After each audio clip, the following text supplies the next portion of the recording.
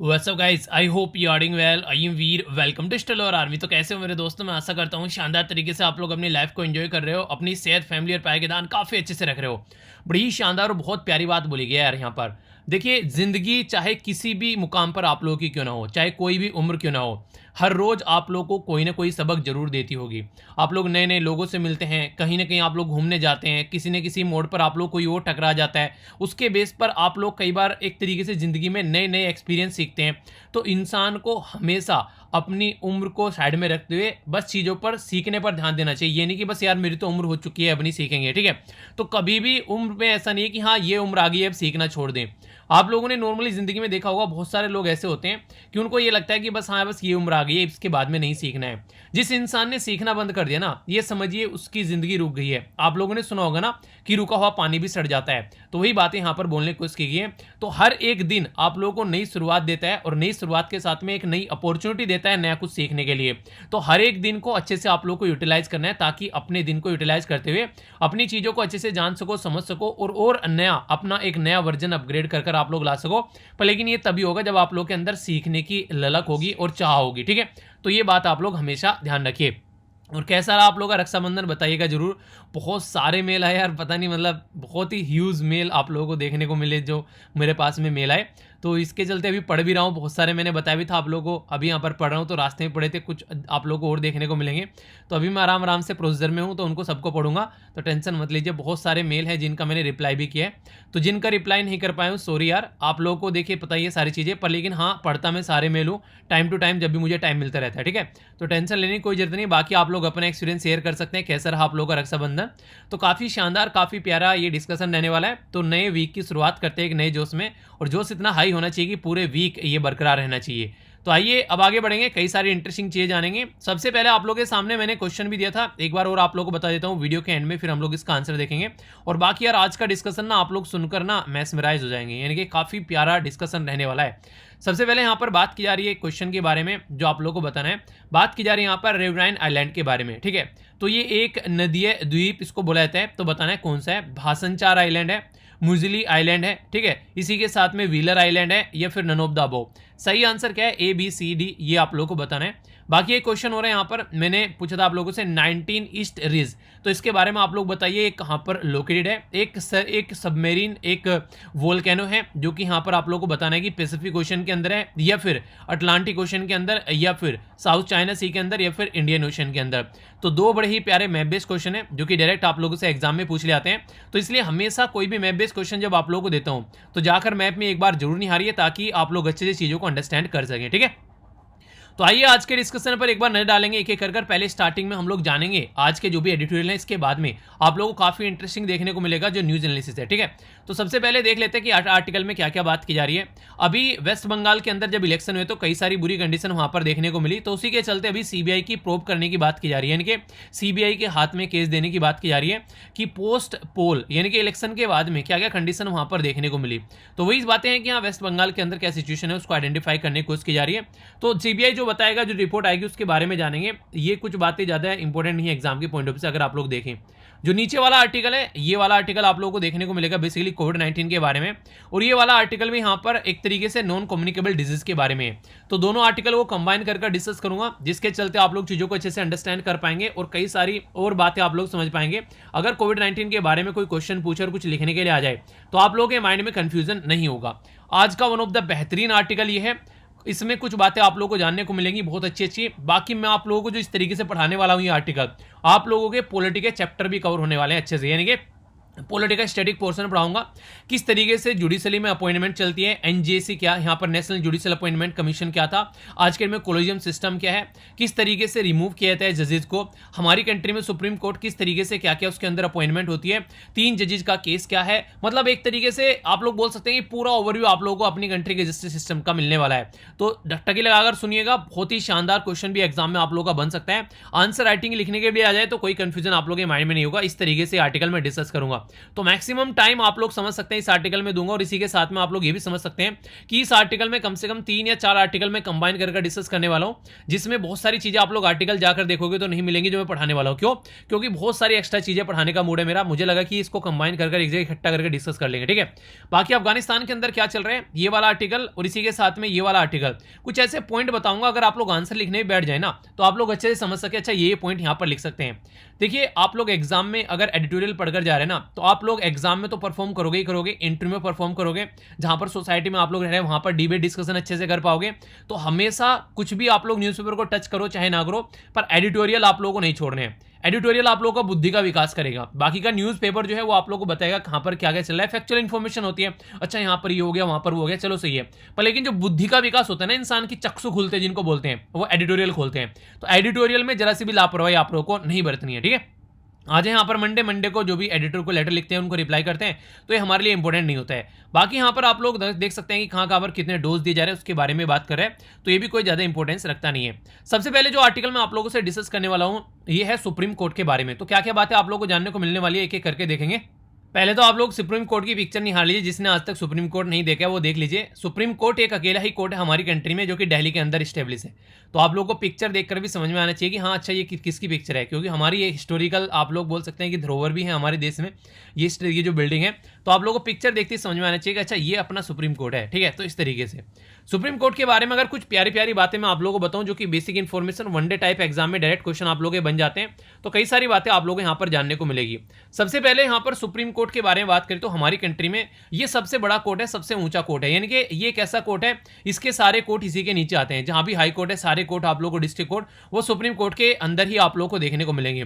तो सबसे टॉप पर क्या हो गया, सुप्रीम कोर्ट हो गया, उसके नीचे आप लोगों को देखने को मिलेगा हाई कोर्ट हो गया, उसके नीचे आप लोगों को देखने को मिलेगा सबऑर्डिनेट कोर्ट हो गया। तो ऐसा कुछ पैटर्न है हमारे देश में जुडिशरी का। जैसे हमारे देश में फेडरल सिस्टम है, यानी कि संघवाद का ढांचा है, यानी कि एक सेंटर हो गया और उसके चारों ओर सारे स्टेट हो गए। तो इस तरीके से अगर बात करें सुप्रीम कोर्ट ऐसा नहीं है, सुप्रीम कोर्ट एक यूनिटरी सिस्टम है, यानी कि अगर सुप्रीम कोर्ट में कोई मैटर आप आज के डेट में सबऑर्डिनेट कोर्ट में है, डिस्ट्रिक्ट कोर्ट में है, वो हाई कोर्ट में जाएगा, हाई कोर्ट से वो सुप्रीम कोर्ट में जाएगा, तो फाइनल जो डिसीजन आएगा वो सुप्रीम कोर्ट का आएगा। पर लेकिन अगर गवर्नमेंट के बारे में बात करें, जैसे सेंट्रल गवर्नमेंट हो गई, स्टेट गवर्नमेंट हो गई, तो स्टेट गवर्नमेंट के अंदर जो भी चीजें होंगी उसकी अलग है, सेंट्रल गवर्नमेंट की चीजें अलग है। ऐसा नहीं है कि सेंट्रल गवर्नमेंट डिसाइड करेगी स्टेट गवर्नमेंट के अंदर क्या चलना है, नहीं, वो इंडिपेंडेंट है, इसलिए एक संघवाद का ढांचा है, यानी कि मिलकर बात करेंगे। इसलिए कई बार ये बोला जाता है कि सेंट्रल गवर्नमेंट वर्ड यूज नहीं करना चाहिए, हम लोग को यूनिटरी गवर्नमेंट शब्द यूज करना चाहिए, यानी कि एक तरीके से एक यूनियन की गवर्नमेंट है, एक तरीके से यूनिटरी मतलब यूनिटरी शब्द को मत देखिएगा, एक यूनियन गवर्नमेंट यानी कि जहां पर सेंटर और स्टेट मिलकर काम करते हैं। अच्छा, कौन से आर्टिकल में स्टार्टिंग में मेंशन किया गया union government, union of the state, ये आर्टिकल आप लोग बताइए, कई बार आप लोगों को पढ़ा चुका हूं, इसके बारे में आप लोगों को पता होना चाहिए। एक इंपॉर्टेंट क्वेश्चन जो पास्ट में कई बार पूछा जा चुका है, आगे बन सकता है, हमारी कंट्री में सुप्रीम कोर्ट कब स्टैब्लिश किया गया था, किस पर्टिकुलर एक्ट के थ्रू स्टैब्लिश किया गया था। तो याद रखिएगा रेगुलेटिंग एक्ट आया था 1973 में, जब सुप्रीम कोर्ट हमारी कंट्री में आया था कोलकाता के अंदर में, कि हाँ एक ऐसा कोई कोर्ट होना चाहिए जिसके अंदर ये चीजें चल सकें। ठीक है, फिर आगे अलग अलग जगह पर भी कोर्ट स्टैब्लिश करने की बात आई, जैसे कि बिहार हो गया, बंगाल हो गया, उड़ीसा हो गया। तो फिर बोला गया यार चलो ये तो कोर्ट हो गया, उसके नीचे फिर कुछ दूसरे कोर्ट होने चाहिए, इनके एक तरीके से सुप्रीम कोर्ट जो है मेन हो गया, उसके नीचे फिर दूसरे कोर्ट लाने की बात की गई। हमारी कंट्री में अगर आप लोग आज के डेट में बात करिए, जो पर्टिकुलर टाइम पे आज के डेट में कोर्ट आप लोगों को देखने को मिलते हैं, नॉर्मली हमारी कंट्री में गवर्नमेंट ऑफ इंडिया 1935 जो एक्ट आया था, ठीक है, तो उसके बेस पर कई सारे हाई कोर्ट भी स्टैब्लिश किए गए और हाईएस्ट कोर्ट बना दिया गया कि अच्छा ये सुप्रीम कोर्ट होना चाहिए। ठीक है, तो इस तरीके से जो प्रॉपर पैटर्न में अगर आज के डेट में आप लोगों से पूछे कि आज का सुप्रीम कोर्ट जो हमारी कंट्री में है वो किसके बेस पर है, तो हमारे संविधान के बेस पर है। 26 जनवरी 1950 को हमारी कंट्री में जब संविधान इंप्लीमेंट किया गया तो हमारी कंट्री का एक कोड बना जिसको सुप्रीम कोर्ट ऑफ इंडिया आप लोगों ने बोला, उसके नीचे आजादी के बाद में फिर सारे कोर्ट आ गए। तो ये बेसिक इंफॉर्मेशन है इसके बारे में। अगर बात करें, मैंने अभी आप लोगों को बता दिया कि फाइनल जो डिसीजन दो दिया जाएगा हमारी कंट्री में, हाईएस्ट कोर्ट ऑफ अपील जो है वो है सुप्रीम कोर्ट। और अगर किसी कोर्ट में कोई डिसीजन आता है उसको रिव्यू करने का भी काम यहां पर किसका रहता है, ये जुडिशियल रिव्यू बोलते हैं। यानी कि आज की डेट में अगर गवर्नमेंट के द्वारा कोई रूल और रेगुलेशन बनाया गया तो सुप्रीम कोर्ट जुडिशियल रिव्यू करेगा कि हाँ ये सही है या फिर गलत है। तो ये बेसिक इंफॉर्मेशन हो गई। अभी ये आर्टिकल क्यों आया पहले आप लोग ये समझिए। हमारी कंट्री में सुप्रीम कोर्ट के अंदर कई सारी पोस्ट खाली पड़ी हुई थी। ठीक है, सुप्रीम कोर्ट के अंदर टोटल मिलाकर आज के डेट में 34 जज होते हैं। 34 जज यानी कि 34 जज में से आप लोगों को एक तो चीफ जस्टिस ऑफ इंडिया देखने को मिलेंगे और बाकी के 33 जो है नॉर्मल जज आप लोगों को नजर आएंगे। क्या स्टार्टिंग से ही इतने जज थे? अगर कोई आप लोगों से पूछे, नहीं, बिल्कुल नहीं थे। अगर आप लोगों से पूछे कि हमारे संविधान में स्टार्टिंग में बोला गया था सुप्रीम कोर्ट में कितने जज होने चाहिए, अगर कोई नॉर्मल सा क्वेश्चन पूछ सकता है आप लोगों से, तो आप लोग क्या बोलोगे कि भाई साहब 8 जज हुआ करते थे उस टाइम पर। क्या 8 जज? आज का 8 के 8 जज थे जो इस तरीके से थे कि यहाँ सुप्रीम कोर्ट में कि कोई मतलब चीफ जस्टिस को इंक्लूड करके थे या चीफ जस्टिस को एक एक्सक्लूड करके थे। यानी कि 8 जो जज थे सुप्रीम कोर्ट में जब हमारा संविधान में सुप्रीम कोर्ट को रखा गया तो उसमें 7 जो जज थे और एक थे चीफ जस्टिस ऑफ इंडिया। यानी जैसे घर में हेड होता है, ठीक है, कि घर का ये मेंबर हो गया एक तरीके से, उस तरीके से आप लोग समझ सकते हैं। जैसे आप लोग घर में दादा दादी ले लीजिए, वो हेड हो गए, ठीक है, वो चीफ जस्टिस ऑफ इंडिया हो गए। फिर नीचे वाले और सारे घर के मेंबर जो हो गए वो जज हो गए। तो ऐसे टोटल मिलाकर 8 जज थे 1950 में, ठीक है। फिर लगा नहीं यार 8 जज से काम नहीं चलेगा, क्योंकि उस टाइम पर ऐसा था कि जब कोई केस आता था सुप्रीम कोर्ट के अंदर में तो सारे जज एक साथ बैठकर केस को सुना करते थे। फुल बेंच रहते थे यहाँ पर, सुनते थे बाकायदा केस को बैठकर। पर फिर ऐसा लगने लगा यार केस तो ज्यादा बढ़ने लगे। तो जैसे जैसे केसेस की संख्या बढ़ने लगी हमारे देश के अंदर में, वैसे वैसे पैटर्न चेंज होने लगा। फिर अलग अलग से बेंच बनाना स्टार्ट कर दी। अच्छा ये बेंच इस मैटर को सुनेगी, ये बेंच इस मैटर को सुनेगी। तो उसके चलते फिर लगा कि यार ये तो जजों की संख्या भी ज्यादा चाहिएगी। तो इसके चलते 8 जज थे 1950 में, फिर 11 संख्या हो गई 1956 में, 6 साल बाद 11 कर दी। फिर और 4 साल बाद आप लोगों को देखने को मिलेगा यहां पर 14 संख्या कर दी। यानी कि 14 जब जज हो गए including chief justice of India, ठीक है। तो यहां जो सारे नंबर लिखे हैं ना 8, 11, 14, 18, 26, 31, 34, तो ये याद रखिएगा इसमें chief justice of India included है, यानी कि अलग नहीं है, चीफ जस्टिस ऑफ इंडिया इसका पार्ट है। फिर यहां पर 1978 में आ गए हम लोग, फिर 18 जज कर दिए यहां पर, ठीक है। इसी के साथ में फिर 1986 में आ गए 1986 में, फिर यहां पर 26 जज कर दिए। अभी रिसेंटली हमारे देश में जो थे वो 31 जज थे। अगर आप लोगों से कोई पूछ ले कि 31 जज जो थे ये हमारे देश में कब आए थे, यानी कि इससे पहले जज 26 थे, 31 जज हमारी कंट्री में कब इंक्लूड किए थे? 2009 में हमारी कंट्री में 31 जज आए थे, जिसमें chief justice of India plus 30 जज थे। अभी 2019 में 10 साल बाद फिर यहां आप लोगों को देखने को मिलेगा, ठीक है, लगभग 10 साल बोल सकते हैं मोटे मोटे तौर पर। तो यहां पर आप लोगों को देखने में 34 जज हो गए, जिसमें आज की डेट में 34 जज है हमारी जो कोर्ट के अंदर में, सुप्रीम कोर्ट के अंदर में, जिसमें से 33 तो हैं नॉर्मल जज और एक हो गए यहां पर चीफ जस्टिस ऑफ इंडिया। तो ये कुछ ऐसा पैटर्न आप लोग को देखने को यहां पर मिलेगा। तो ये कुछ कंफ्यूजन नहीं होना चाहिए आप लोगों के माइंड में, बिल्कुल क्लैरिटी होनी चाहिए इसको लेकर। अभी कुछ इंटरेस्टिंग बातें आप लोगों को यहां पर जानने को मिलने वाली है।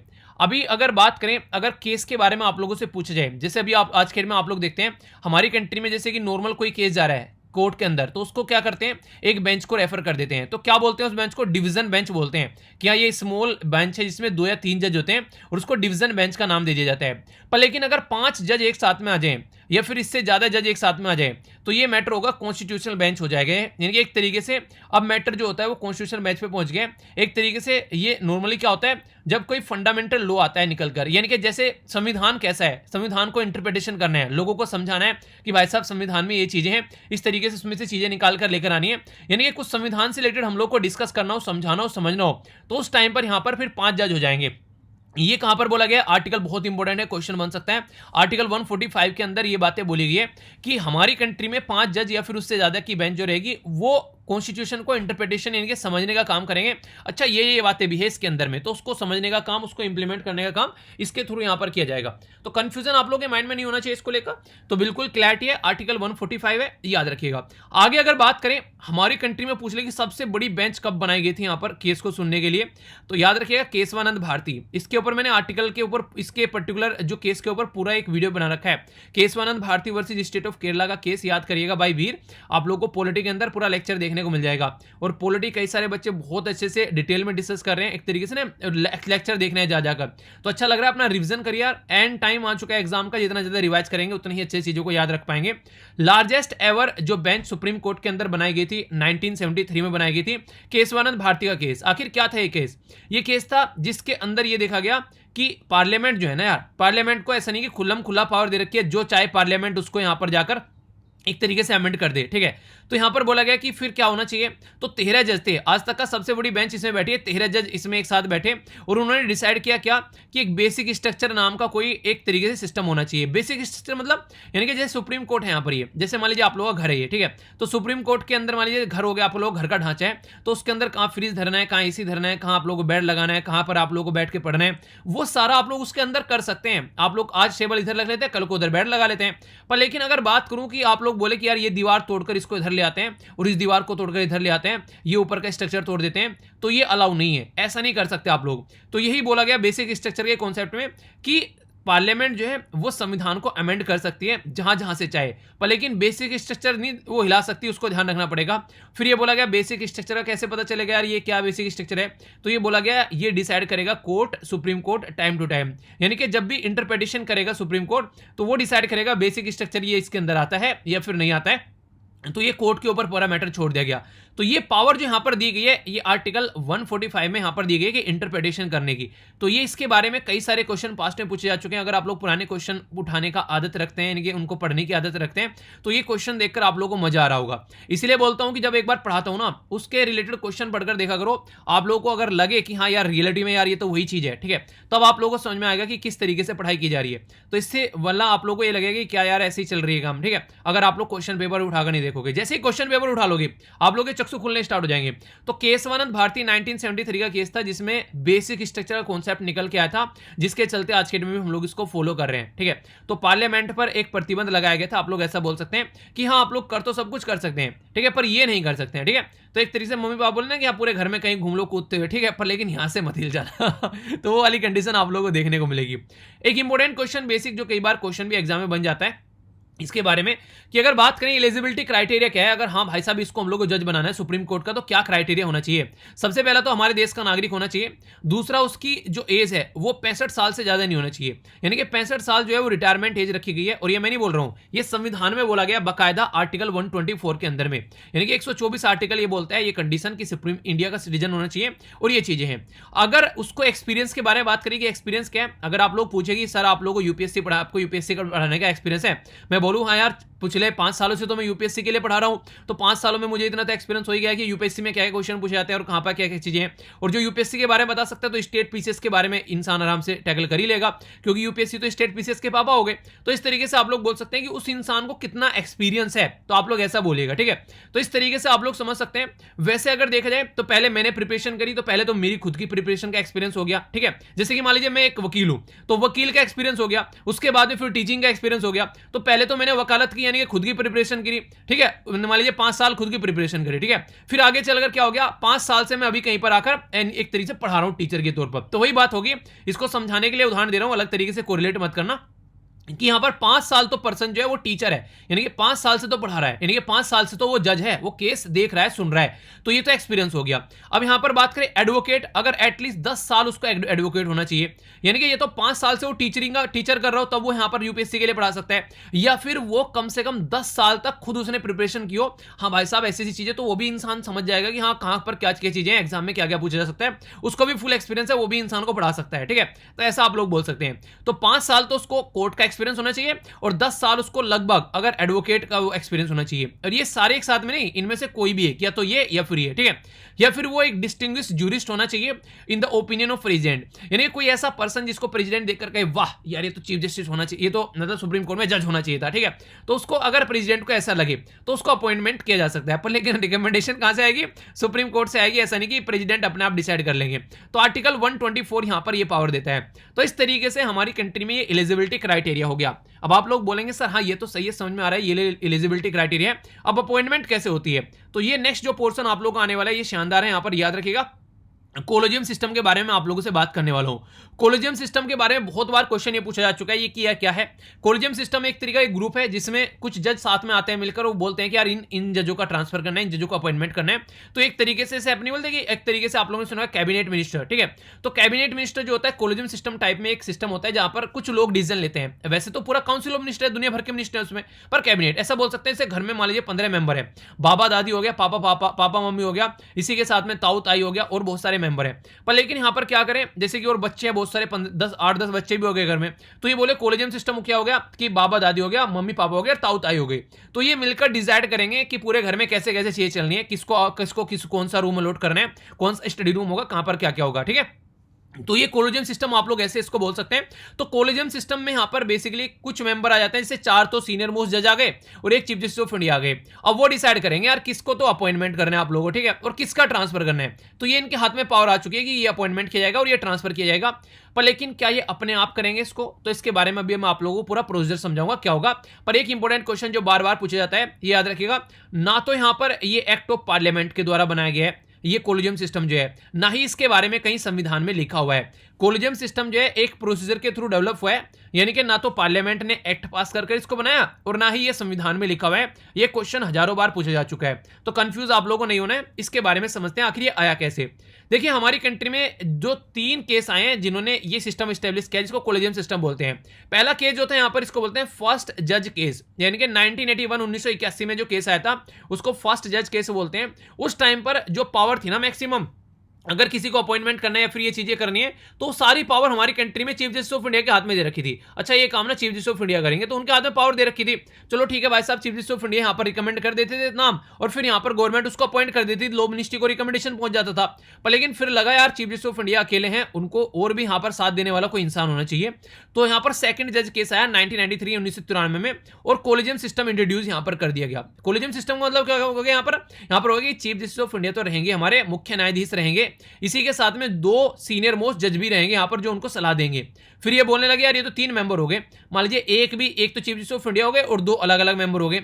अब इन 2 मेंबर में से अगर एक मेंबर भी यहाँ पर चीफ जस्टिस ऑफ इंडिया के साथ में मिल गया तो इसका कोई मतलब नहीं रह गया। तो कहने का मतलब ये कि ये ज्यादा प्रोडक्टिव सिस्टम नहीं हुआ, फिर लगने लगा कुछ और करना चाहिए। तो 3 जज का केस है यहाँ पर, ये 1998 में 1998 में। तो यहाँ पर ये कोलिजियम सिस्टम जो है वो 5 मेंबर की बॉडी बना दी, जिसमें 4 तो सीनियर मोस्ट जज हो गए और एक चीफ जस्टिस ऑफ इंडिया हो गए। अब ये मिलकर डिसाइड करेंगे मेजोरिटी के बेस पर कि कौन यहाँ पर अपॉइंटमेंट किसका किया जाना चाहिए। अब यहाँ पर आप लोगों को देखने को मिलेगा कि चीफ जस्टिस ऑफ इंडिया अकेले डिसीजन नहीं ले सकते। तो कोलिजियम सिस्टम कब इंट्रोड्यूस किया गया, तो याद रखिएगा 1993 में इंट्रोड्यूस किया गया, जब सेकंड जज केस हमारी कंट्री में आया। तो बहुत प्यारा सा क्वेश्चन बन जाएगा, आप लोग कंफ्यूजन नहीं होना बिल्कुल भी, ठीक है। ये सारा स्टैटिक पोर्शन पढ़ा रहा हूं मैं आप लोगों को, ठीक है, जो फिलहाल अभी आप लोगों के लिए जो न्यूज में उसका स्टैटिक पोर्शन जो कि डायरेक्ट क्वेश्चन बन जाता है। अब हाई कोर्ट में जो कोलिजियम सिस्टम में है, अगर उसके बारे में बात करें, वहां पर क्या होता है, तो हाई कोर्ट का जो चीफ जस्टिस है एक तरीके से वो, और 4 सीनियर मोस्ट जज होते हैं, वो यहां पर डिसाइड करते हैं, वो यहां पर नाम रिकमेंड करते हैं अपॉइंटमेंट के लिए। तो हाई कोर्ट का जो कोलिजियम सिस्टम है वो गवर्नमेंट के पास जाता है, पर लेकिन उससे पहले उसको अप्रूवल लेना पड़ता है चीफ जस्टिस ऑफ इंडिया से, और जो यहाँ पर एक तरीके सुप्रीम कोर्ट का जो यहाँ पर कोलिजियम होता है, यानी कि हाई कोर्ट को अगर अपॉइंटमेंट करना है तो पहले उसको कहां जाना पड़ेगा, उसको चीफ जस्टिस ऑफ इंडिया के पास जाना पड़ेगा, और उसके बाद में फिर यहाँ पर गवर्नमेंट के पास में रिकमेंडेशन पहुंचेगी। यानी कि हाई कोर्ट ऐसा नहीं कि डायरेक्ट गवर्नमेंट को रिकमेंडेशन देगा, नहीं, वो सुप्रीम कोर्ट के अंडर में आ गया, ऐसा बोल सकते हैं। सुप्रीम कोर्ट की इजाजत के बगैर हाई कोर्ट में अपॉइंटमेंट नहीं हो सकती, ऐसा आप लोग बोल सकते हैं, ठीक है, समझ में आ गया। कोई कंफ्यूजन नहीं होने से, एक एक पॉइंट क्रिस्टल क्लियर होना चाहिए। आगे अगर बात करें, जो जज है हायर जुडिशरी के अंदर में, वो अपॉइंट किए जाते हैं कोलिजियम सिस्टम के द्वारा।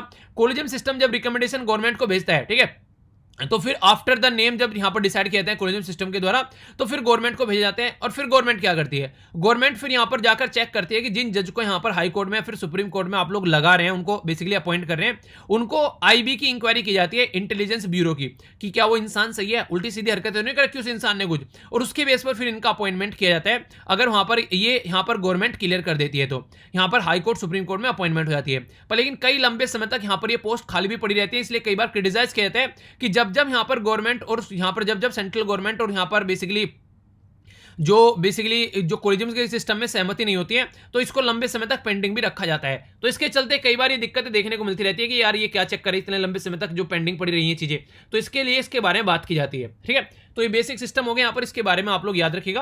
तो यहां तक का तो आप लोग कोई कंफ्यूजन नहीं होना चाहिए, मुझे लग रहा है। अगर कोई कंफ्यूजन हुआ करे तो देखिए 2 तरीके हैं, या तो आप लोग कमेंट कर दीजिए यार यहाँ पर कंफ्यूजन आ रहा है सर, इसमें बताइए क्या हो गया, ठीक है। दूसरा तरीका यह कि आप लोगों को वीडियो क्या पता है आप लोगों ने ढंग से ना सुनी हो, माइंड इधर उधर हो गया हो, तो फिर से वीडियो सुन लो। आप लोग को एक और तरीका है, अगर पॉलिटी का कोई भी टॉपिक मैं आप लोगों को पढ़ाता हूं तो सारी पॉलिटी के डिटेल में मैंने लेक्चर ले रखे हैं, वहां पर जाकर आप लोग उनको डिसाइड देख लो। और हाँ, एक और इंपॉर्टेंट बात अभी आप लोगों को बताऊं, सारी पॉलिटी के जो लेक्चर हैं उनके नीचे आप लोगों के टाइम स्टैम्प मिल गए हैं, उनके नीचे जाकर आप लोग क्या कर सकते हैं, आप लोग पीडीएफ भी डाउनलोड कर सकते हैं, सबका लिंक हर पॉलिटिकल लेक्चर के नीचे मैंने दे दिया है, ठीक है। तो आप लोग उसको देखिएगा।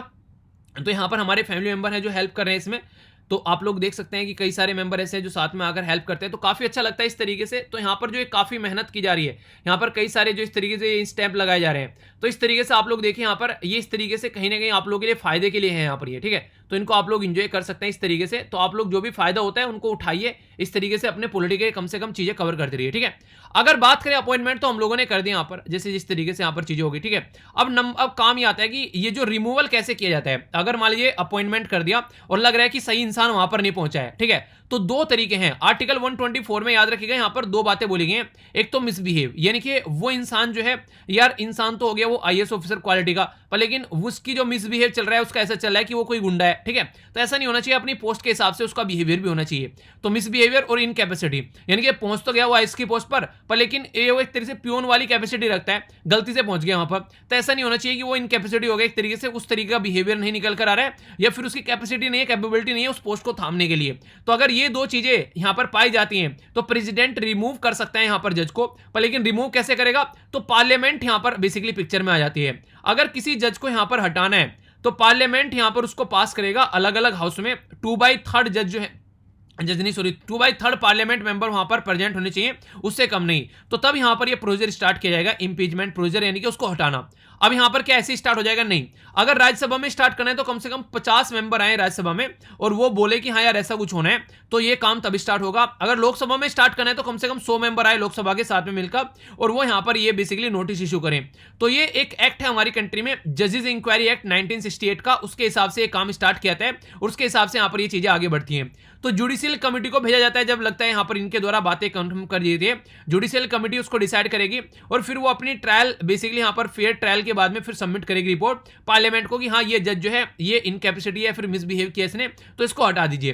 तो जुडिशियल कमेटी की जो रिपोर्ट है यहां पर अगर ये प्रूफ कर देती है कि हाँ ऐसा कुछ हो गया है, तो फिर दो तरीके हैं। एक तो वो पर्सन अपने आप रिजाइन दे दे, अगर वो रिजाइन नहीं देगा तो फिर उसको उठाकर वहां से बाहर फेंका जाएगा और बाहर फेंकने के बाद में जो भी उसने हरकतें की हैं उस हरकतों के हिसाब से उसको फिर सजा भी मिलेगी, पनिशमेंट दिया जाएगा यहां पर एज पर द एप्लीकेबल जो भी लॉ होगा। यानी कि अब वो एक नॉर्मल इंसान बन चुका है, जैसे उसकी पोस्ट छिन गई, अब उसके हिसाब से यहां पर उसको सजा भी सुनाई जाएगी। अगर बात करें यहां पर एक पर्टिकुलर यहां पर काफी फेमस स्टेटमेंट दी गई थी अरुण जेटली साहब के द्वारा, जो कि अब हमारे बीच में नहीं है, उनके द्वारा बोला गया था there are two kind of जजेस, यानी कि दो तरीके के जज होते हैं। एक तो वो जज होते हैं हु नो द लॉ, यानी कि जो लॉ जानते हैं, किस तरीके से लॉ को फॉलो करना है, किस तरीके से चीजों को इंप्लीमेंट करना है, किस तरीके से अपने केसेस सुनने हैं, सारी बातें होती हैं। दूसरे जज वो होते हैं जो जानते हैं लॉ मिनिस्टर को। तो यहां पर होता क्या, मान लीजिए आज की डेट में मैं सुप्रीम कोर्ट में जज बन गया, तो सुप्रीम कोर्ट में जज के बाद में मान लीजिए मुझे क्या लगा, मुझे लगा यार अभी तो रिटायरमेंट होने का टाइम आ गया, अब घर जाकर बैठना पड़ेगा। तो ऐसा करते हैं कि कुछ लॉ मिनिस्टर से जाकर कांटेक्ट कर लेते हैं कि यार कोई दूसरी पोस्ट दिला देना है रिटायरमेंट होने के बाद में। तो ऐसे जो जज होते हैं वो क्या करते हैं, वो जुडिशरी की इंडिपेंडेंसी को हर्ट करते हैं। तो इस तरीके से यहां पर आता है निकलकर कि हम लोग को कम से कम इन चीजों पर ध्यान देना चाहिए कि जुडिशरी की इंडिपेंडेंसी जो है वो हर्ट न हो। तो इसके चलते आप लोग को ये चीजें यहां पर देखने को मिलती है कि यहां पर एक कूलिंग सिस्टम की बात की जाती है कि जैसे यार आप लोग जज से रिटायरमेंट होते हैं ना, ऐसा नहीं कि तुरंत आप लोग यहां पर आकर एकदम आप लोग किसी और पोस्ट पर बैठ जाओ। तो इसका मतलब तो ये हो गया कि आप लोग इंडिपेंडेंट ही नहीं, तो वहां पर वो चीजें देखने को मिलेगी। तो इसलिए और हमारी कंट्री में जो जजेस की संख्या जितनी ज्यादा होगी वो उतनी ही ज्यादा बेटर है। तो इस तरीके से भी आप लोग समझ सकते हैं, कहने का मतलब यह कि प्रॉपर वे में चीजों को इंप्लीमेंट करके चलना चाहिए। तो ये पूरा आर्टिकल जो मैंने आप लोगों को बताया कैसे कैसे यहां पर अपॉइंटमेंट होती है, वो सारी चीजें आप लोग यहां पर देखने को मिल जाएगी। एक सिस्टम भी लाया गया था बीच में, जिसको बोला गया नेशनल जुडिशियल अपॉइंटमेंट कमीशन।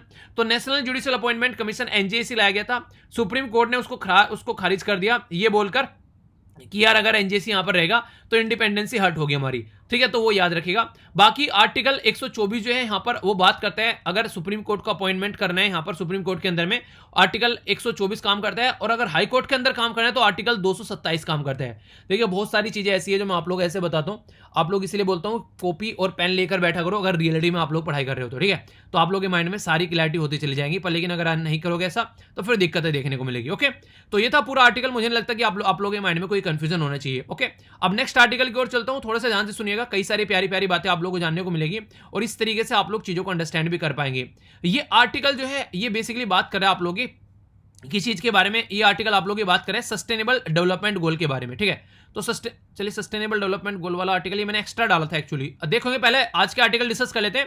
अगर आप लोगों का आज का टाइम मिल जाएगा तो फिर सस्टेनेबल डेवलपमेंट वाला गोल डिस्कस करूंगा, वरना फिर इसको कल देख लेंगे, ठीक है। ये एक्स्ट्रा आर्टिकल मुझे काफी अच्छा लगा, मैंने इसको अलग से उठाकर डाला था मैंने, मुझे लगा कि आप लोगों को इसके बारे में पता होना चाहिए। पहले यहाँ पर एक आर्टिकल डिस्कस करते हैं जो कि काफी इंपॉर्टेंट है, ये आज का ही आर्टिकल है। कोविड-19 के बारे में बात की जा रही है। कोविड-19 जब से आप लोगों को देखने को मिल रहा है, इसके चलते जो बहुत सारी और बीमारी होती है उनके बारे में ध्यान देना हम लोगों ने छोड़ दिया है, जिसकी वजह से बहुत सारी दिक्कत देखने को मिलती है। तो यहां पर एक तो इंपॉर्टेंट बात यहां पर ये बोली गई है कि आज की डेट में अगर कोई भी डेथ हो रही है ऑल ओवर वर्ल्ड में, लोगों की जान जा रही है, तो उसमें 71% जो डेथ होती है वो नॉन कम्युनिकेबल डिजीज की वजह से होती है। तो पहले कम्युनिकेबल और नॉन कम्युनिकेबल डिजीज में आप लोग अंतर समझिए। जैसे कम्युनिकेबल डिजीज है, थोड़ा सा धुंधला है, कंफ्यूजन मत रखिएगा, थोड़ा सा मैं आप लोग को एक्सप्लेन करूंगा तो ध्यान से सुनिएगा। कम्युनिकेबल डिजीज वो होती है जब एक इंसान से दूसरे इंसान में बीमारी फैल जाती है। तो ये कई बार क्या होता है, जैसे कि वायरस हो गया, बैक्टीरिया हो गया, इनकी वजह से फैलती है, तो इनको पैथोजन बोलते हैं जिनकी वजह से फैलती है। और नॉन कम्युनिकेबल डिजीज कैसे होती है, जैसे कैंसर हो गया, डायबिटीज होगी, अगर ये मुझे है तो मुझे ही रहेंगी, अगर आप लोग मेरे साथ में आएंगे, बैठेंगे, खाएंगे, पिएंगे, गले मिलेंगे तो आप लोगों को नहीं होंगी ये चीजें, ठीक है। तो ऐसा आप लोग समझ सकते हैं। जैसे मलेरिया हो गया, एड्स हो गया, टीबी हो गया, टाइफाइड हो गया, ये सारी चीजें क्या होगी, कम्युनिकेबल। अगर एक इंसान को है तो दूसरों को भी ये लग सकती है, ठीक है। इसी के साथ में यहाँ पर क्वासिकोर, इसी के साथ में कैंसर हो गया, रैकेट्स, या फिर ये यहाँ पर एलर्जी हो गया, ये क्या होती है, नॉन कम्युनिकेबल होती है। जिसको रहेंगी उसी को रहेंगी, दूसरे को ये नहीं फैलेंगी। नॉन कम्युनिकेबल डिजीज के कुछ और उदाहरण जो काफी इंपॉर्टेंट है, कार्डियोवास्कुलर डिजीज यानी कि हार्ट से रिलेटेड बीमारी होती है, ठीक है। डायबिटीज हो गया, ठीक है। इसी के साथ में कोई ऐसी है कि क्रोनिक जो रेस्पिरेटरी जो डिजीज है, ये आप लोग को देखने को मिलेगी। किडनी से रिलेटेड कोई बीमारी, या फिर कोई कैंसर होगा किसी भी तरीके का, ये सारी चीजें देखने को मिलेगी। हाइपरटेंशन किसी को है, अगर किसी को उच्च रक्तचाप यानी कि हाई ब्लड प्रेशर की बीमारी है तो ये उसी इंसान को रहेगी, दूसरे को नहीं पहुंचेगी। या लो ब्लड प्रेशर की बीमारी है, तो ये सारी बीमारी ऐसी है जिसमें से जो नॉन कम्युनिकेबल डिजीज है सबसे ज्यादा डेथ इनकी वजह से होती है। जैसे कि डायबिटीज हो गया, कार्डियोवास्कुलर डिजीज, हार्ट की रिलेटेड बीमारी, ठीक है, सांस की ये हो गया बेटी, रेस्पिरेटरी डिजीज हो गया, कैंसर की बीमारी हो गया। तो ये आप लोगों को आज के में देखने को मिलेगा। सारी बीमारी जो है मैक्सिमम 70% लोगों की जान जा चुकी है वो इसकी वजह से। जैसे बोलते हैं ना 70% जमीन के ऊपर पानी है, यानी कि एक तरीके से जो ओशन है, ठीक है, पृथ्वी के ऊपर, तो इस तरीके से समझ सकते हैं कि 70% के करीब, यहाँ पर 71% के करीब लोगों की जान जाती है नॉन कम्युनिकेबल डिजीज की वजह से। आखिरी आर्टिकल डिस्कस क्यों करो, ये आर्टिकल इसलिए डिस्कस कर रहा हूं क्योंकि जिससे सबसे ज्यादा लोगों की जान जाती है उसी पर ध्यान देना हम लोगों ने छोड़ दिया कोविड-19 के चलते। तो हमारा जो प्राइमरी हेल्थ केयर सिस्टम है उसने जवाब दे दिया है कि नॉन कम्युनिकेबल डिजीज का बर्डन जो है वो काफी ज्यादा आप लोगों को बढ़ता हुआ यहाँ पर नजर आएगा। तो उसी के चलते यहाँ पर इसको क्रिटिसाइज किया जा रहा है कि इस चीज को हम लोग को अंडरस्टैंड करना चाहिए और इसको हम लोग को कंट्रोल करना चाहिए, वरना बहुत सारी दिक्कतें और भी देखने को मिल जाती है। क्या क्या बातें की जा रही है, कुछ और बातें समझते हैं यहाँ पर। इसी के साथ में देखिए, कार्डियोवास्कुलर जो डिजीज होती है ना, जिस तरीके से जो हार्ट से रिलेटेड जो बीमारी हो है, हार्ट अटैक आ गया, कोई स्ट्रोक आप लोगों को देखने को मिल गया, तो ग्लोबल लेवल पर सबसे ज्यादा जो डेथ इंसानों की होती है वो इसी की वजह से होती है। अगर 4 लोग मर रहे हैं ऑल ओवर वर्ल्ड में, तो 1 लोग जो है वो इसी की वजह से आप लोग यहाँ पर मरता हुआ नजर आएगा, कार्डियोवास्कुलर डिजीज की वजह से। और यहाँ पर ये यंग एज में भी आप लोग को देखने को मिल जाती है, यानी कि 30 से लेके लगभग 69 यानी कि 70 साल तक का, ये काफी लार्ज स्केल पर देखने को मिलती है। और 40 से ऊपर जब इंसान हो जाता है, 40 से 70 तक का, इसमें तो ये इसकी संख्या बढ़ जाती है। रीजन क्या है, रीजन ये इंसान की एक्टिविटी। ये सारी जो बीमारी आप लोगों को नॉर्मली देखने को मिलेगी, ये वो बीमारी है जो आप लोगों की लाइफ स्टाइल डिजीज का काफी बड़ा इंपैक्ट आप लोगों के ऊपर देखने को मिलेगा। यानी कि कहने का मतलब यह है कि आप लोग देखते हैं कि यहां पर ये जो बीमारी है non communicable disease, these disease which do not spread from one person to another person. और नॉर्मली किस वजह से होती है, यहां पर ये देख सकते हैं कि डेफिशिएंसी ऑफ न्यूट्रिशन हो गया, ठीक है, कोई एलर्जी, कोई एबनॉर्मल जो एक तरीके से जो प्रोलिफिकेशन ऑफ सेल हो गया। और नॉर्मली आप लोग की लाइफ स्टाइल डिजीज में इनको बोलूंगा एक नॉर्मल शब्द में, यानी कि आप लोगों ने जैसे मान लीजिए एक्सरसाइज छोड़ना, एक्सरसाइज करना बंद कर दिया, आप लोगों ने बैलेंस डाइट लेना बंद कर दिया, एक ही जगह काफी लंबे समय तक आप लोग बैठे हुए हैं, तो अगर कोई ऐसी कंडीशन आप लोगों को देखने को मिल रही है तो ये वाली बीमारी आप लोगों को नजर आ जाएंगी। और जो कि यहां पर जैसे बच्चे ये जो है तो 30 साल से पहले इंसान क्या होता है, बहुत ज्यादा एक्टिव होता है, ठीक है, बच्चा होता है, कभी कहीं खेलता फिरेगा, कभी कहीं फिरता बढ़ेगा। 30 साल से ऊपर ऐसा लगने था कि यार मैच्योर हो गया, बच्चों वाली जिंदगी छोड़ देते हैं। तो सबसे गलत काम यही रहता है, इंसान को हमेशा बच्चों वाली टेंडेंसी अपने अंदर रखनी चाहिए। कहीं खेलने का अगर मौका मिले तो तुरंत खेलना स्टार्ट कर देना चाहिए, बच्चों के साथ में खेलने का मौका मिले, किसी के साथ में कहीं घूमने का मौका मिले तो तुरंत आप लोगों को उसके लिए तैयार रहना चाहिए। अपने अंदर का एक बच्चा हमेशा आप लोगों को जागृत रखना चाहिए, उसको कभी मरने नहीं देना चाहिए, ठीक है। वैसे मैच्योर रहो अपने काम को लेकर, पर लेकिन जब भी बात है खाने पीने खेलने की बात है तो तुरंत बच्चा बन जाओ, तो कभी भी आप लोगों को प्रॉब्लम नहीं देखने को मिलेगी। देखा होगा आप लोगों ने, कई सारे जो बुजुर्ग लोग होते हैं जब बच्चों के साथ में खेलते हैं तो बच्चे बन जाते हैं, बिल्कुल कि अपना आप घोड़ा बन जाएंगे, बच्चे को पीठ पर बैठा लेंगे। देखा है मूवीज में भी आप लोगों ने देखा होगा, घर पर भी आप लोगों ने देखा होगा। आप लोग बाबा दादी अगर बच्चों को खिला रहे हैं, देखिए कैसा लगेगा एकदम, ठीक है, तो खुद बच्चे बन जाते हैं। तो उससे क्या होता है, उनकी खुशी सामने निकल कर आती है, उससे वो और चीजों को अच्छे से एंजॉय कर पाते हैं। तो ये तरीका है इंसान की, इससे ना हेल्थ अच्छी रहती है अगर इस तरीके से इंसान अपने आप को बच्चा बना लेता है बच्चों के साथ में।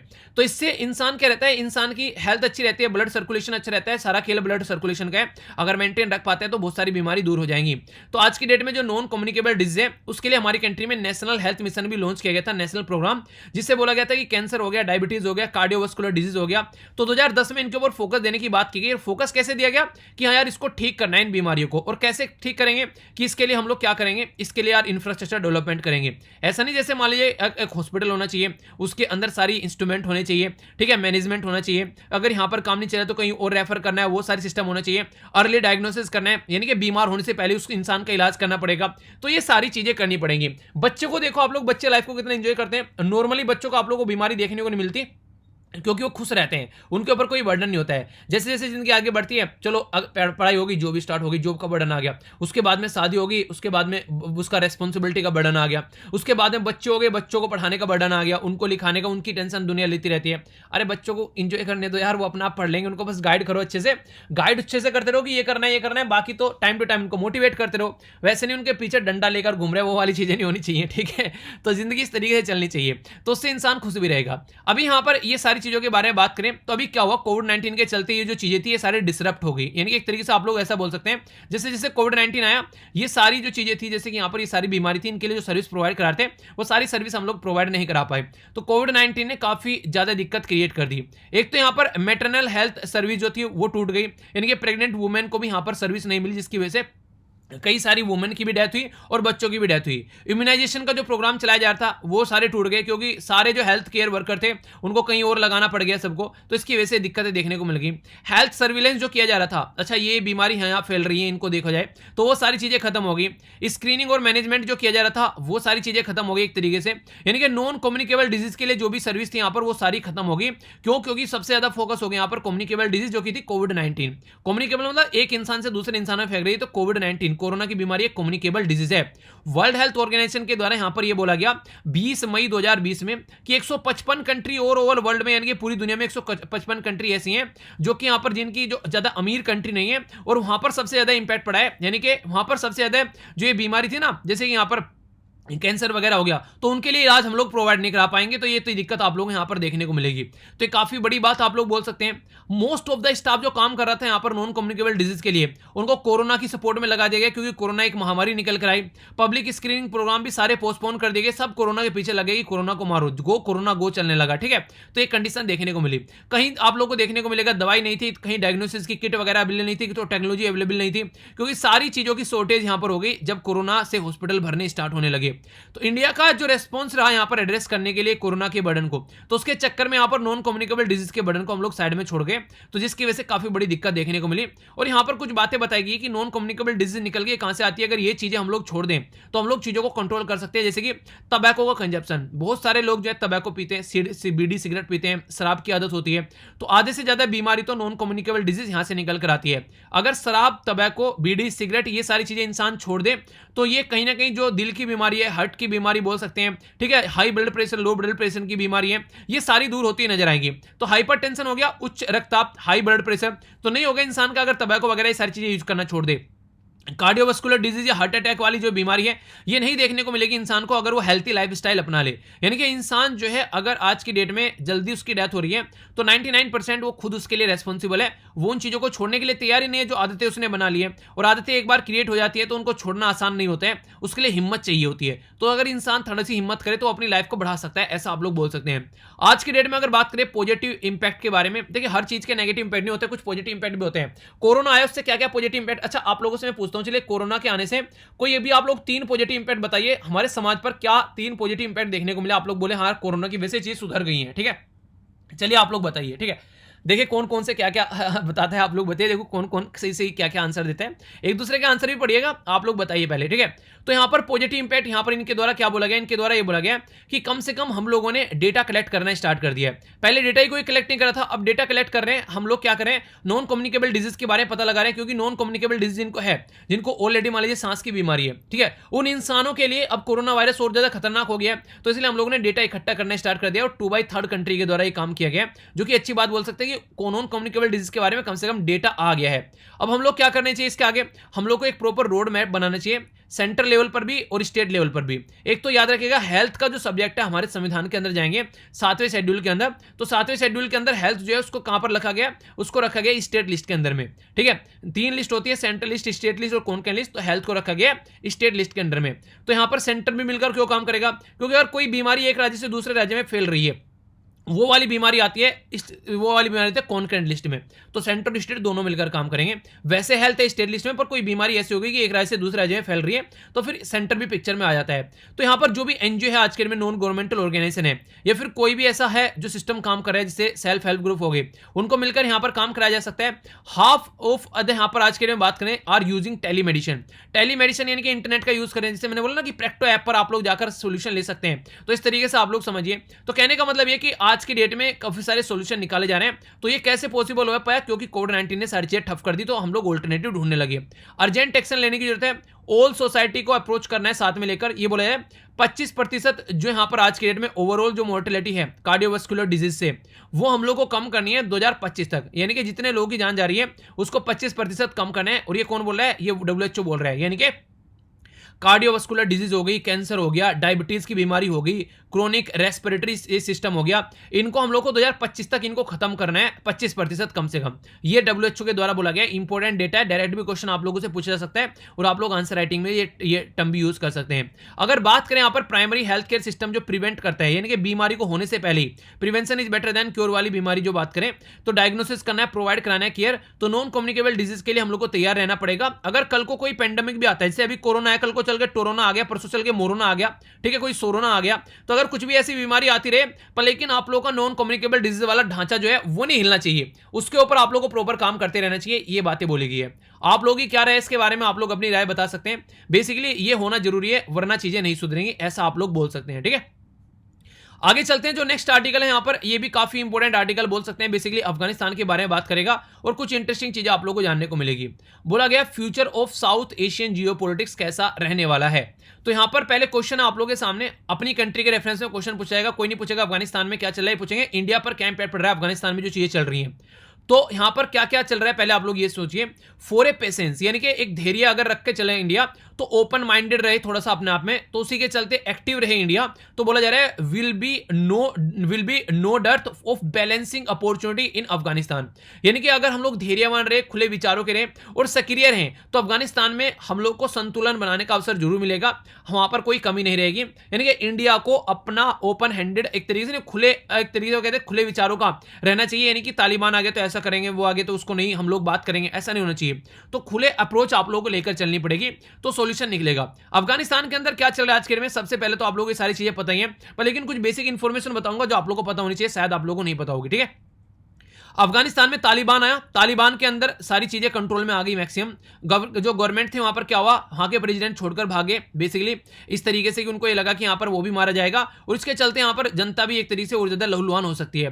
तो यहां पर देखिए सबसे बड़ी बात, तो सबसे खतरनाक जो मुझे चीज देखने को मिली वो थी कि 75,000 तालिबानी है, ओनली 75,000 तालिबानी आप लोग यहाँ पर देखने को मिलेंगे। कहां पर, अफगानिस्तान के अंदर।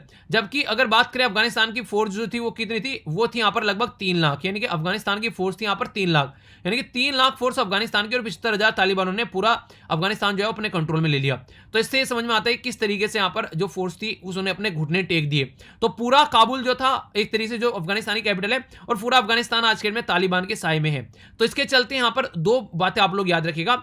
एक तो था सबसे पहले जब सोवियत यूनियन आया था, सोवियत यूनियन जिसको USSR बोलते थे आप लोग, आज के में उसको रसिया भी आप लोग बोलते हैं। आप लोग मैप में एक बार देखें, जब यहाँ पर USSR यानी कि रसिया के द्वारा कंट्रोल किया गया, एक तो यहाँ पर ये था अफगानिस्तान, उस टाइम पर ये था 1979 से लेके 1989, यानी कि लगभग 10 साल तक यहां पर यूएसए के अंदर में अफगानिस्तान के अंदर में जो USSR यानी कि रसिया बोल सकते हैं आज के में, उसके द्वारा इंटरवीन किया गया। पर लेकिन इनके जो पैर यहां से उखाड़ दिए गए, उसके बाद में फिर क्या हुआ, यहां पर 1989 से आगे फिर यहां पर ऐसी गहमा गहमी चलती रही।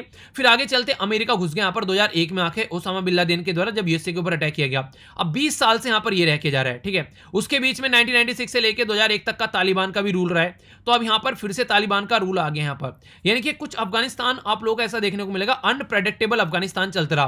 तालिबान की एंट्री जैसे ही काबुल में हुई, यहाँ पर एक नया फेज स्टार्ट हो गया। उससे पहले मैंने आप लोगों को फेज बता ही दिए यहाँ पर कौन कौन से फेज आए। पहले सोवियत यूनियन का फेज आया था 1979 से लेके 1989 तक, और फिर 2001 में यहाँ पर अमेरिका का फेज आया। 20 साल तक ये रह के गया और 10 साल तक रशिया रह के गया। पर लेकिन है क्या, है सारा ऐसे कैसे जैसा छोड़कर गए थे, उसमें कोई ज्यादा बदलाव आया नहीं है। आज के दिन भी जो अफगानिस्तान है वो रो रहा है अपनी जिंदगी को सुधारने के लिए। तो ऐसी कंडीशन आप लोगों को देखने को मिलेगी। ठीक है, तो इसको समझते हैं आखिर क्या कंडीशन है। कुछ इंटरेस्टिंग बात है आप लोगों को जानने को मिलेगी। लिखने के लिए अगर पॉइंट चाहिए तो आप लोगों को डायरेक्ट आप लोग यहां पर देखेगा। चैलेंज फॉर इंडिया क्या है आज के डेट में, सबसे बड़ा चैलेंज इंडिया के लिए क्या है यहाँ पर, वो है मेन चैलेंज है सिक्योरिटी के लिए। क्योंकि आज की डेट में आप लोग बात करें, तालिबान अगर अफगानिस्तान के अंदर आ रहे हैं, वो यहाँ पर पोटेंशियल थ्रेट हो सकता है इंडियन की सिक्योरिटी के लिए भी। खासकर अगर बात करें जो ढांचा हम लोगों ने वहां पर बनाया वो सारी चीजें, तो सारा कट बर्बादी की जा सकती है। काफी कुछ इन्वेस्टमेंट हम लोगों ने अफगानिस्तान के अंदर किया है, उनकी पार्लियामेंट बनाई है, उनका डैम बनाया है, एग्रीकल्चर यूनिवर्सिटी में काम किया है, बहुत सारा काम किया है, वो सारा टूटता हुआ नजर आएगा। दूसरा इंपॉर्टेंट बात क्या यहाँ पर, इंटरनेशनल टेररिज्म फैलता हुआ नजर आएगा। क्योंकि काफी रेडिकल है अफगानिस्तान के अंदर तालिबान, उसको पैसा कमाना है तो उल्टी सीधी हरकतें करेगा, नशीले पदार्थ बेचेगा। क्योंकि कोई कंट्री अगर इसके साथ में काम नहीं करेगी तो पैसा कहां से आएगा, कैसे देश को चलाएगा, वो देखना है। रिलीजियस फंडामेंटलिज्म देखने को मिलेगा। उसने खुद बोल दिया कि सरिया लॉ के हिसाब से पूरा काम चलने वाला है वहां पर, यानी कि संविधान से भी ऊपर उनका क्या रहेगा, एक तरीके से रिलीजन रहेगा। तो ये काफी बड़ी बात है। 1996 से लेकर 2001 तक का जब पहली बार तालिबान था, तब वहां पर बुरी कंडीशन इस चीज को लेकर देखने को मिली थी। न्यू रीजनल जियोपॉलिटिक्स डेवलपमेंट आप लोग यहां पर देखने को मिलेंगे। यानी कि अभी चाइना और पाकिस्तान ने बोल दिया कि वो अफगानिस्तान को एक्सेप्ट कर रहे हैं तालिबान के साथ में, तो उसके और बुरी कंडीशन यहां पर निकल के आएगी। ठीक है, तो इसके चलते देखने वाली बात यह कि अब कैसे कैसे चीजें यहां पर निकल के आएगी और कौन कौन सी कंट्री यहां पर एक तरीके से चीजों को एक तरीके टैकल करेगी। ठीक है, इसी के साथ में नो कॉन्टिग्यूटी विद तालिबान। कई सारी कंट्री ऐसी है जो तालिबान के साथ में काम करने के लिए तैयारी नहीं है। ठीक है, अब हो सकता है पाकिस्तान हो सके काम करने के लिए तैयार है, पर लेकिन आगे कैसे। इंडिया एक तरीके से तालिबान के साथ में कभी बात ही नहीं करती, हमेशा गवर्नमेंट के साथ में बात करती थी। रसिया जो है हालांकि अभी थोड़ा बात करना उसने स्टार्ट किया है, तो हमारे लिए और टफ यहां पर आप लोगों को चीजें देखने को मिलेगी। ठीक है, तो देखते हैं क्या सिचुएशन नॉर्मल हो पाती है। ऑप्शन क्या है यहां पर, अगर बड़े तरीके से देखें, हम लोग को डिप्लोमेटिक इंगेज लानी पड़ेगी तालिबान के साथ में, जो हम लोग अब तक नहीं कर रहे थे। ठीक है, हम लोग को इनके साथ में बात करनी चाहिए। ठीक है, इसी के साथ में तालिबान और पाकिस्तान को डीकपलिंग करना चाहिए, यानी कि एक तरीके से जो तालिबान और पाकिस्तान के बीच में जो गहमा गहमी चलती है आज के में, दोनों मिलकर एक दूसरे के साथ में रहते हैं, तो उसको किस तरीके से यहाँ पर एक दूसरे से दूर करना है वो देखना पड़ेगा। Balancing the opportunity in Afghanistan, की कैसे वहां पर एक तरीके से कुछ ऐसा स्ट्रक्चर तैयार किया जा सकता है यहाँ पर, ताकि यहाँ पर एक बैलेंस बनाया जा सके और इंडिया भी वहां पर अपना रोल प्ले कर सके। तो ओपन माइंडेड होकर ये चीजें करनी पड़ेगी। लेवरेजिंग इंडियन इंफ्रास्ट्रक्चर डेवलपमेंट, वहां पर इंडिया और डेवलपमेंट कर सकता है जैसे कर रहे हैं, और ग्लोबल कोऑपरेट कर वहां पर चल सकता है। यानी कि जैसे कि फाइनेंस सिलेक्शन टास्क फोर्स में क्या बोले इंडिया जाकर कि पाकिस्तान ने काफी ज्यादा टेररिस्ट एक्टिविटी को सपोर्ट कर रहा है, तो पाकिस्तान को सप्रेस किया जाए तो इंडिया का वहां पर ऑप्शन अवेलेबल हो जाएगा। तो इंडिया वहां पर अच्छे से काम करेगा और पाकिस्तान के ऊपर वैसे ही कई सारे सैंक्शन ऑलरेडी लगे रहे हैं। तो अफगानिस्तान है यहाँ पर, ये आप लोग देखते हैं हमारी कंट्री का जो पाक ऑक्युपाइड एरिया है वो अफगानिस्तान को टच करता है। सबसे कम हमारा पोर्शन अगर किसी कंट्री को टच करता है तो वह अफगानिस्तान। बाकी यहाँ पर तजाकिस्तान हो गया, उज्बेकिस्तान, तुर्कमेनिस्तान, ईरान और पाकिस्तान, ये साउथ एशिया की एक कंट्री है। अफगानी यहां पर इसकी कैपिटल है, वो सॉरी करेंसी, और काबुल इसकी कैपिटल है। तो अभी बात यह की जा रही है कि जो यूएसए ने एक तरीके से अनप्रेडिक्टेबली यहां से अपना हाथ खींचा है, वो काफी बड़ा खतरनाक एक रीजन बन गया है यहां पर अशांति रहने का। तो उसी के चलते यहां पर ये बातें की जा रही है। ठीक है, तो इसके बारे में आप लोग आइडिया रखेगा। ये हो गया यहां पर बेसिक क्वेश्चन जो कि आप लोग को अटेम्प्ट भी करना है। ठीक है, बाकी जो मैंने आप लोगों को बोला सस्टेनेबल डेवलपमेंट वाला गोल, वो मुझे आर्टिकल जो था वो मैं आप लोगों से आगे डिस्कस करूंगा, उसके बारे में आप लोग टेंशन मत लीजिएगा, वो मुझे पता है। उसको मतलब किस दिन जब टाइम निकलेगा उसको अच्छे से डिस्कस करेंगे। काफी बड़ा आर्टिकल है, वो मैंने अलग न्यूज़पेपर से उठाया, मुझे लगा कि यहाँ पर डिस्कस कर लूंगा आज, पर लेकिन टाइम नहीं मिला। कोई नहीं, आप लोग इसका ध्यान रखिए। बाकी इंडिया जो है उसको यहाँ पर एक तरीके से क्या करना चाहिए। ठीक है, जैसे अमेरिका ने विड्रॉल किया तो तालिबान आ गया, तालिबान ठीक है अदर रीजनल पावर के साथ मिलकर, तो कैसे अफगानिस्तान को स्टेबलाइज करना है वो काम करने का, एक्टिव रहना है, पेशेंस रखना है। इसी के साथ में एक नया फेज स्टार्ट हो रहा है, तो नए फेज में नई अपॉर्चुनिटी देखने को मिलेगी, तो इंडिया को वो अपॉर्चुनिटी ढूंढनी पड़ेगी। अपने आप नहीं मिलती अपॉर्चुनिटी, अपने आप नहीं मिलती है, आप लोगों को हाथ पैर मारने पड़ेंगे, तो तभी जाकर चीजें आप लोगों को सुधरती हुई नजर आएगी। तो काम करना पड़ेगा। इंडिया और अफगानिस्तान के जो रिलेशन है 1950 में स्टार्ट हो गए थे। ट्रीटी ऑफ फ्रेंडशिप यहां पर आप लोगों को देखने को मिलेगी पास्ट में। तो इंडिया और अफगानिस्तान के रिलेशन काफी पुराने हैं और आज के दिन भी काफी अच्छे रिलेशन आप लोगों को देखने को मिल रहे थे अब तक। अभी आगे चलकर क्या चीजें होगी वो हम लोग देखेंगे। ठीक है, तो ये इसके बारे में हो गई बेसिक इन्फॉर्मेशन। कोई कंफ्यूजन आप लोगों को नहीं होना चाहिए। अब मैं आगे चलने वाला हूं, बेसिकली न्यूज एनालिसिस वाला पोर्शन देखेंगे। सबसे पहले बात करते हैं अफगानिस्तान सिख, जो अफगानिस्तान के अंदर जो अफगानिस्तान सिख हैं और जो यहाँ पर बेसिकली और भी हिंदूज हैं, उनको वहां पर निकाला गया। लगभग 992 के करीब एयरलिफ्ट किए गए काबुल से। तो यहाँ पर याद रखिएगा C-17 ये जो बेसिकली यूज किया जा रहा है, ये यहाँ पर आप लोगों को याद रखना है, कंफ्यूज नहीं होना है। क्वेश्चन अगर बन जाए तो आप लोगों को इसके बारे में पता होना चाहिए, ठीक है। कई बार क्वेश्चन बन जाता है आप लोगों से, आप लोग कंफ्यूज हो जाते हो, तो कंफ्यूजन आप लोगों को नहीं रखना है इसको लेकर। ये क्वेश्चन अगर आप लोगों से बनता है तो, ठीक है। तो C-17 यूज किया जा रहा है। ये काफी एक बड़ा, एक काफी इंपॉर्टेंट जहाज होता है, जिसके बारे में याद रखिएगा। मैक्सिमम सामान को लाने ले जाने के लिए भी यही यूज किया जाता है। तो ये कई बार न्यूज में भी आ जाता है इसके बारे में, ठीक है। तो बेसिक इन्फॉर्मेशन है ये, जो कि आप लोगों को पता होना चाहिए। ओके, आइए अब आगे चलते हैं। यहाँ पर बाकी आप लोग देखते हैं कि आज के दिन में क्या क्या कंडीशन देखने को मिल रही है। बहुत बुरी सिचुएशन है यहाँ पर। इसके चलते अगर चीजों को आप लोग देख पा रहे हैं, कि कहने का मतलब यहाँ पर ये कि आज के दिन में बारिश के चलते काफी बुरी कंडीशन कई जगह देखने को मिल रही है। आगे बात करें यहाँ पर हमारी कंट्री में इनकम टैक्स अगर आप लोग पे करते हैं, तो आप लोगों को पता है कि इनकम टैक्स जब पे किया जाता है तो उसके चलते यहाँ पर एक जो इनकम टैक्स की वेबसाइट है उस पर पे करते हैं, पर लेकिन वो पोर्टल काम नहीं कर रहा है। तो उसी के चलते यहाँ पर बेसिकली जो फाइनेंस मिनिस्ट्री है उन्होंने गुहार लगाई है, जो एक तरीके से इन्फोसिस मेंटेन करती है हमारी कंट्री में इनकम टैक्स से रिलेटेड पोर्टल, कि भाई साहब क्या कर रहे हो, उसको सुधारो। तो ये कंडीशन आप लोगों को देखने को मिलेगी। बाकी आसाम और मिजोरम जो है, आसाम आप लोग देखेंगे यहाँ पर हो गया, ठीक है, और मिजोरम यहाँ पर हो गया। उनके बीच में शांति लाने की बात की जा रही है और चीज़ों को स्टेबलाइज करने की बात की जा रही थी। बॉर्डर के इशू को लेकर लंबे समय से लड़ रहे थे दोनों, तो उसको बेसिकली नॉर्मल करने की बात की जा रही है, ठीक है। हरियाणा के अंदर बोला गया कि 6 सितंबर तक इनके द्वारा एक्सटेंड कर दिया गया है। तो यहाँ पर अगर आप लोग बात करें लॉकडाउन, तो उसके बारे में बात की जा रही है। तो इसके बारे में आप लोग आइडिया रखिएगा। अगर हरियाणा वासी हैं तो आप लोग थोड़ा सा ध्यान रखिएगा। बाकी अगर बात करें 387 के करीब जो यहाँ पर मोपला मार्टर, एक तरीके से शहीद उनको बोला जाता था, उसको शहीद की डिक्शनरी से हटा दिया गया है, ठीक है। तो ये आप लोगों को कोच्चि यानी कि केरला के अंदर आप लोगों को देखने को मिलेगा।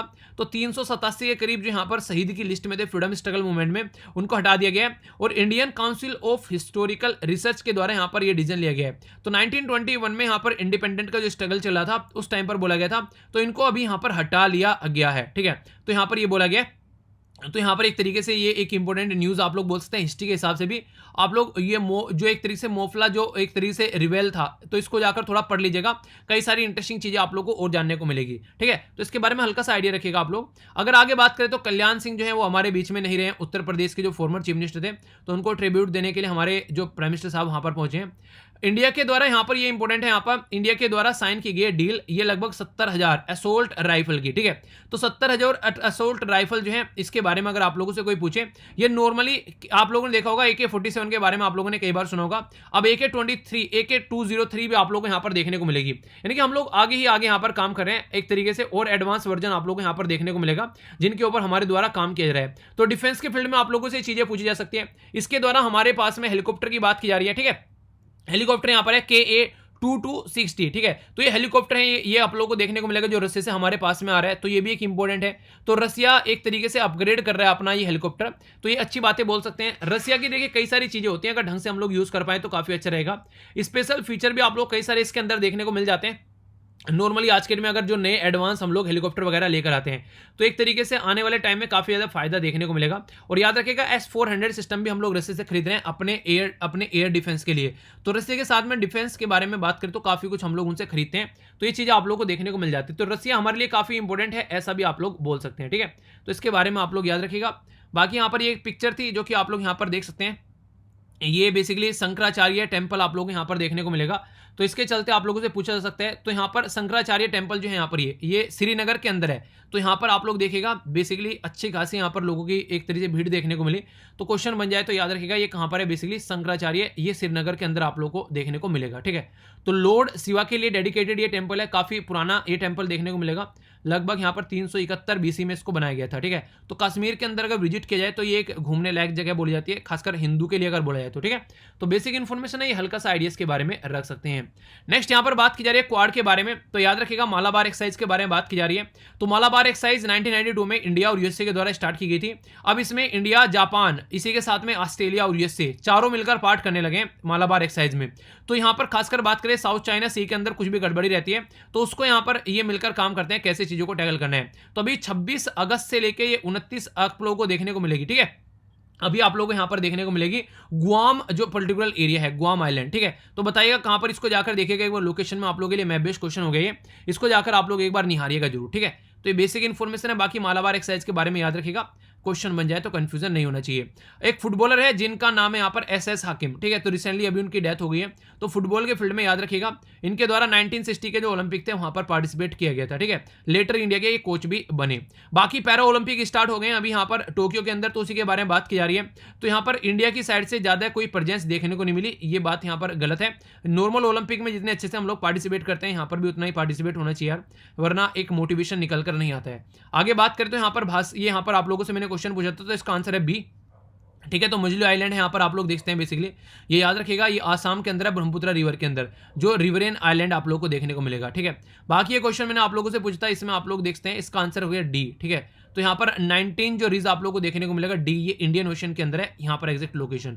तो क्वेश्चन बन जाए तो कंफ्यूज नहीं होना है। तो ये था आज का डिस्कशन, मैं आशा करता हूँ आप लोगों ने इसको एंजॉय किया होगा। कैसा लगा लेक्चर आप लोग जरूर बताएगा, कोई भी कंफ्यूजन हो तो जरूर बताना। लेक्चर को तभी लाइक कीजिए अगर पसंद आया, वरना डिसलाइक कर आप लोगों को जाना है। लाइक और डिसलाइक आप लोगों के हाथ में, पसंद नहीं आता तो तुरंत डिसलाइक मारना है लेक्चर को, ठीक है। बाकी पीडीएफ डाकर यहाँ से डाउनलोड कर लेगा, और 10 में से कितने नंबर देंगे अगर लेक्चर का पूछा जाए, तो ये सारा एक फीडबैक होता है आप लोगों को, तो फीडबैक देकर जरूर जाया कीजिए। सारी पीडीएफ फ्री ऑफ कॉस्ट मिल जाती है, टेलीग्राम पर जाकर इनको डाउनलोड कर लेना। नेक्स्ट लेक्चर में मिलता हूं, बड़ों को नमस्ते, छोड़ो को प्यार, छोटी सी लाइफ एंजॉय करो यार, ऐसे ही सारे फेस्टिवल सेलिब्रेट करते रहे, अपना ध्यान रखिए।